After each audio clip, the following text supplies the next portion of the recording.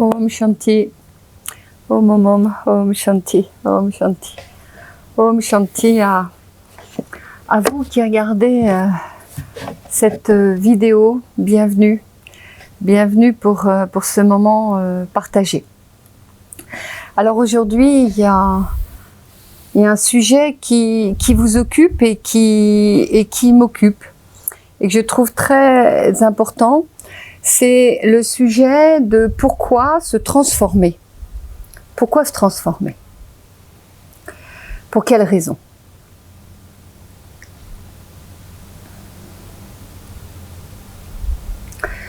Sur les différentes voies qui existent, qu'elles soient ces voies psychologiques, philosophiques, spirituelles. Aujourd'hui, on dirait les voies de développement de conscience. Il est toujours question de connais-toi toi-même, il est toujours question de pénétrer au plus profond de nous-mêmes. Et en fait, pourquoi? Pourquoi aller au plus profond des couches de nous-mêmes? Déjà, une des raisons, c'est pour et afin de nous transformer. Voilà, afin de nous transformer. Donc il y a plusieurs regards à propos de la transformation. Et le premier qui me semble, je dirais, sensible et ouvert à tous, possible pour tous, c'est celui qui concerne en fait le fait de trouver de la paix et d'une certaine manière une sérénité et un peu plus loin on pourrait dire un certain bonheur. Moi je ne crois pas beaucoup au bonheur, mais je crois à la sérénité et je crois à la paix. Et en fait, si nous regardons cette transformation, si vous regardez cette transformation, vous vous retrouvez avec de l'extérieur, avec de la moralité extérieure. Je dois faire ça, je ne dois pas faire ça. Donc avec la moralité. La moralité qui, d'une certaine manière, offre au niveau sociétal une direction du bien et du mal. Voilà. Est-ce que la conscience de la notion du bien et du mal offre une transformation? Je pense qu'à un certain degré, cette transformation éduque. Elle reste à la périphérie, en fait, de l'homme, de la femme, et elle lui permet de s'éduquer afin d'être sociabilisé. Et il y a une autre couche à cette transformation, un autre degré, qui est de se rapprocher de vous-même, d'aller davantage vers votre interne, donc vers votre transformation intérieure. Et celle-là, cette transformation intérieure, elle va en fait vous demander d'évaluer la moralité. Elle va vous demander de regarder à l'intérieur de vous, qu'est-ce que vous considérez bien ou mal. Et pour ceci, vous allez rencontrer vos propres erreurs. Et c'est ce qui est magnifique et je trouve d'une délicatesse extraordinaire, c'est que nous nous transformons souvent, et la plupart du temps, parce que en fait nous sommes en relation avec des autres, avec un autre, parfois avec vos enfants, avec vos compagnons, votre compagne, des êtres chers. Et en fait, par inconscience, vous êtes maladroit, vous provoquez des malentendus, vous provoquez des des douleurs chez l'autre. Et c'est magnifique d'imaginer que c'est l'effet que vous produisez chez l'autre qui va en fait appeler votre transformation intérieure et remodeler en fait votre moralité pour aller jusqu'à ce qu'on appelle votre éthique. C'est-à-dire, qu'est-ce que vous considérez, qu'est-ce que vous regardez à l'intérieur de vous, qu'est-ce que vous êtes obligé d'une certaine manière, entre guillemets. L'obligation, je le dis souvent, est un élan intérieur qui vous met en face d'un choix. Et ce choix, c'est « je ne veux plus faire souffrir cette personne ». Je ne souhaite plus avoir de malentendus avec cette personne. Et c'est le premier élan, ce premier élan, qui en fait vous conduit vers cette prise de conscience, qui est de regarder, de redéfinir la moralité, de redéfinir ce qui vous paraît bien et ce qui vous paraît mal.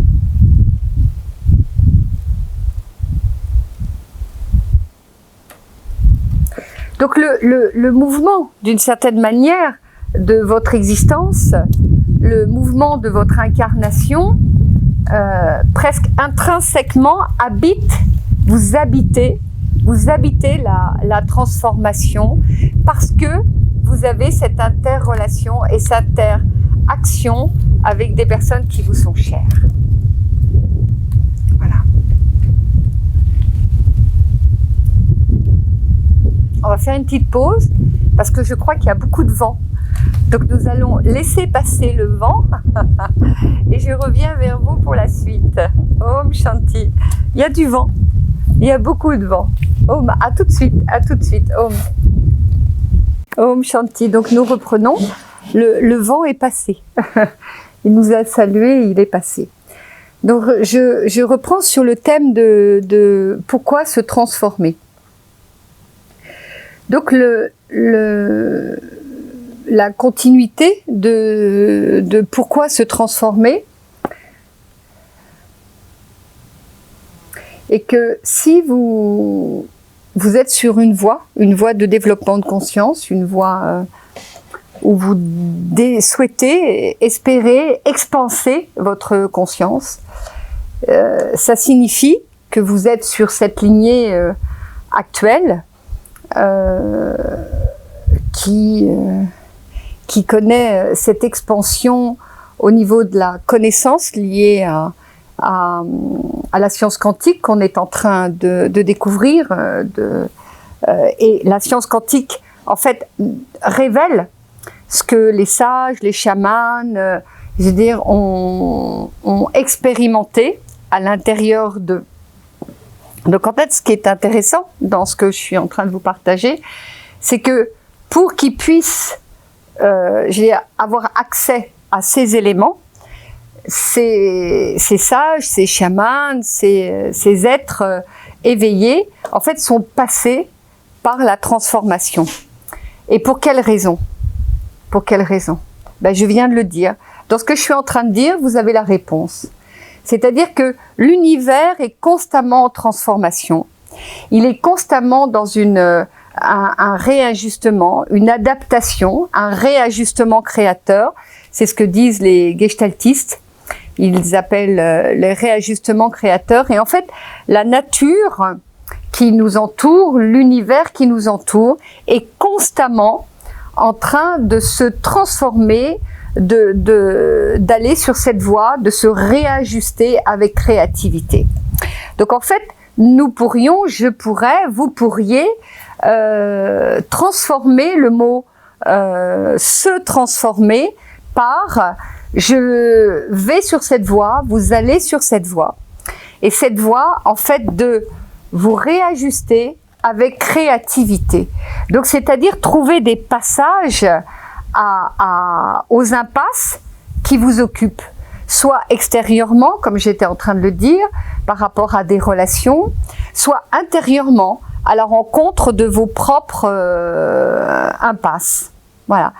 Donc si vous êtes sur ce chemin du développement de la conscience, pour et afin de vous accorder avec la nature, avec l'aspect chamanique qui vous occupe aujourd'hui, cet aspect chamanique occupe beaucoup notre humanité, et tant mieux, eh bien, se transformer, se réajuster, est en fait une manière de s'accorder avec la nature.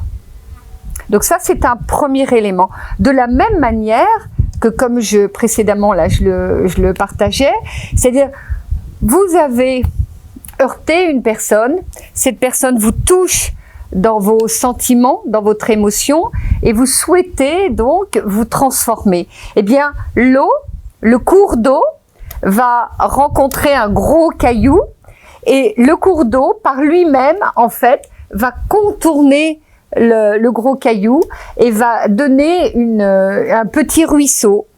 Et ainsi de suite, et ainsi de suite. Un arbre va s'accorder avec un autre arbre. Là, par exemple, nous sommes en période, et nous avons été en période de sécheresse, et les arbres, par sécurité, n'amènent pas l'eau jusqu'à leurs feuilles, mais gardent l'eau dans leur tronc, et donc les feuilles ont l'air en effet mortes, mais en fait c'est l'arbre qui se réajuste pour continuer sa créativité.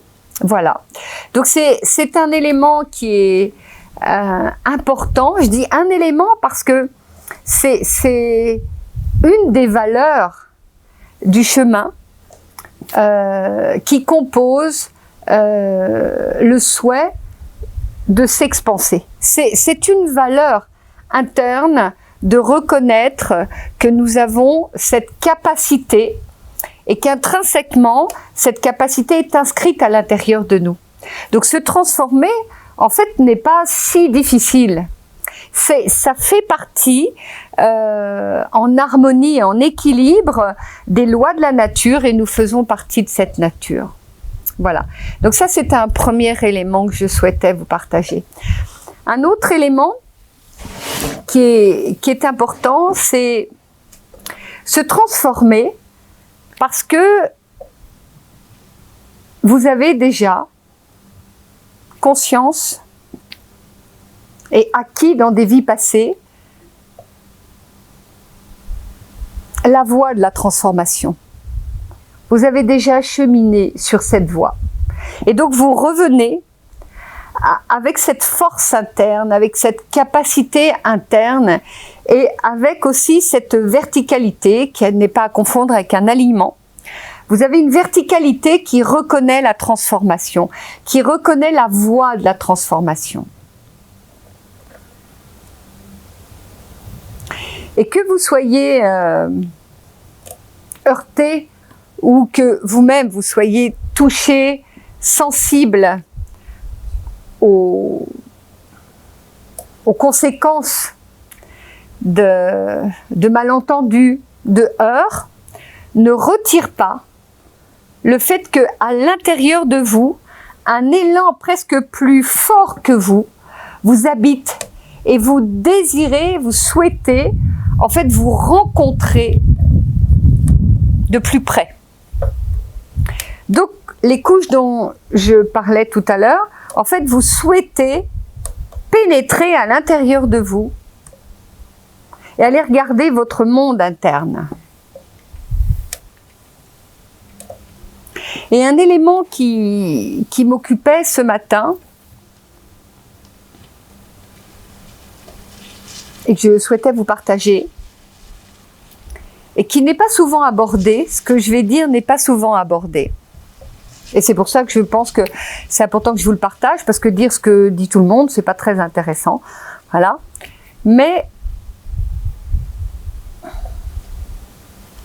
vous partagez que la transformation a un copain, et son copain, c'est le doute. Donc, au premier niveau, le copain de la transformation, c'est le réajustement créateur. Ils sont potes. Hein, ils avancent ensemble, ils sont potes. Et lorsque vous êtes déjà dans cet élan de vous transformer et d'aller regarder les couches intérieures, en fait, cette connaissance plus intime de vous, vous allez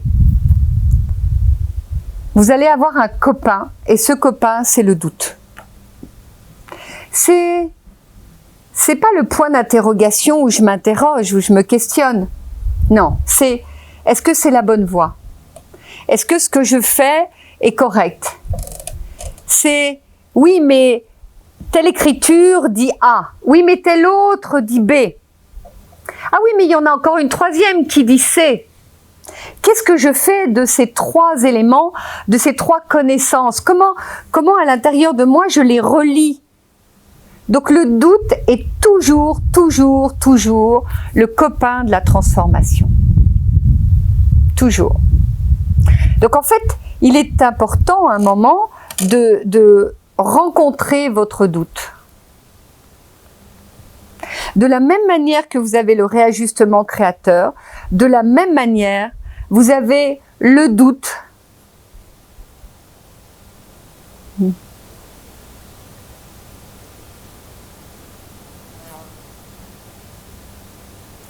Qui va être en fait une forme d'espace qui va s'ouvrir de plus en plus à l'intérieur de vous. Le doute va vous permettre en fait de vous ouvrir et faire de l'espace. De patienter, d'attendre et d'aller chercher à l'intérieur de vous des ressources, des capacités presque inconnues, puisque l'idée est de vous transformer. Donc vous allez devoir rencontrer cet élément, cet élément lié au doute, ces éléments liés au doute. Donc le mieux est de ne pas les mettre de côté. Et le mieux est de ne pas mettre le doute de côté. Mais de vous dire qu'à droite, il y a le doute, et qu'à gauche, ou inversement, vous faites comme vous le souhaitez. Il y a la transformation.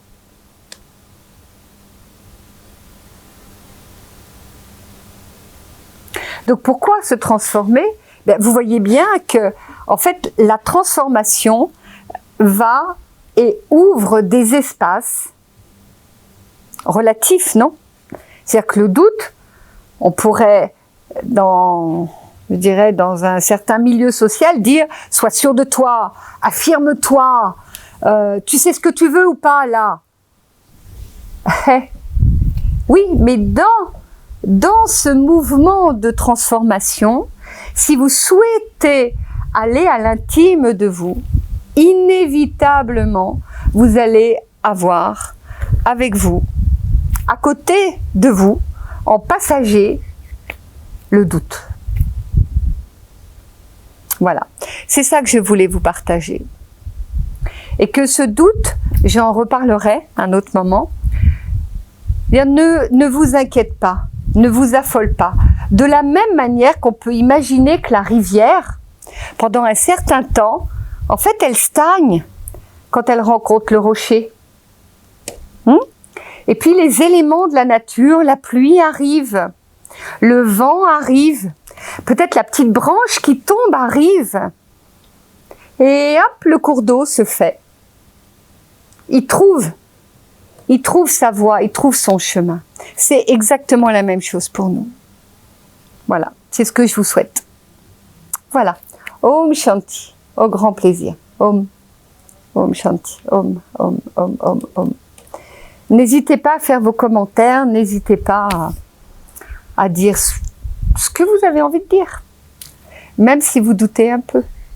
Écrivez. Om Shanti.